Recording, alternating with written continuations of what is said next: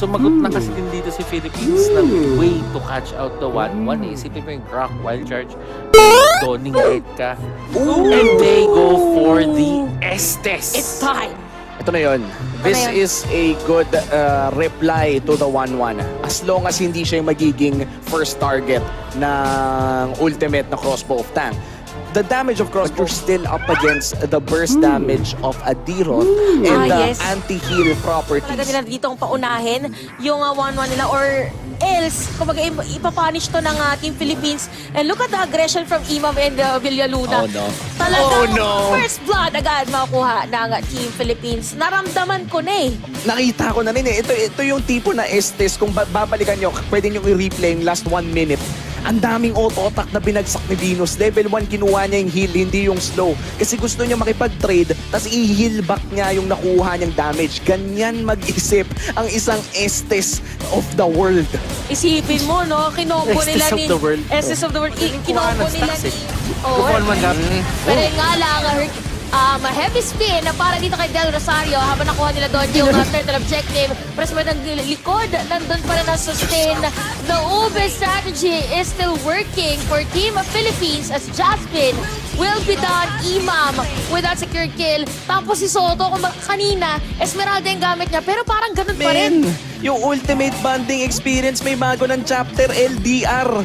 Dinala ng Novaliches yung si Sosol, men. Ganun kalayo yung naging heavy spin niya kanina. Nakamuntika ko pa masabi na Hercules. Pero nga lang, Sosol again ang kanyang matatarget doon. Pero another heavy spin by Del Rosario. Napunta naman ngayon ng Project 8. Dito si Too Easy for Lexi. But still alive. Hindi, nakukuha doon. E Gonzalez for the backup. Hindi pa natin nakikita ngayon na nakakapag-ultimate habang si No Ship almost low on life at si Jaspin with an entry pero nandun pa rin ang wall charge and a mega kill. This is Ube time right now para sa side ng Team Philippines. Not just Ube time, no, pero grabe yung displays. Open-minded ka ba? Open-minded ka ba?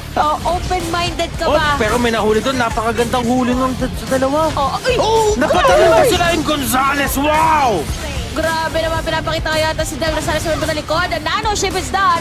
Tapos may pilitan dito na gamitin ni Too Easy for Ay, Lex. naku, naipit! Nasama sa Ube! Ay, naipit! Nasama sa Ube. Tapos si Briston ay walang damage doon with that ultimate. At eto na sinasabi natin, mahirap pigilan. Kumbaga, kailangan lang talaga nila ng timing para sa... Uy! Magpipilitan na lumayo si Briston actually. Habang nandito naman ang ultimate from Villaluna and Lau. Will be down. Nano ship ang kanila makukuha doon. 9-0 for Team Philippines. Napagandang performance para sa kanila. Literal na nagdidikit-dikit for every team fight. And this must be soul-breaking. Pabang nangyayari lahat to ngayon and si Biston, makikita mo na may mga buhay nila. Grabe yung damage output na meron si Imam 604. Para malapatan niya lang ata ng Pumepensa as this might be it. Tower lock na ba para sa Team Philippines? Hurricane Dance, although that comes the Tonas welcome. Pero nandun pa rin dahil this is going to be another 2-0 para sa ating representatives. Team Philippines on that win. Basta mo na 6-0, 6 points.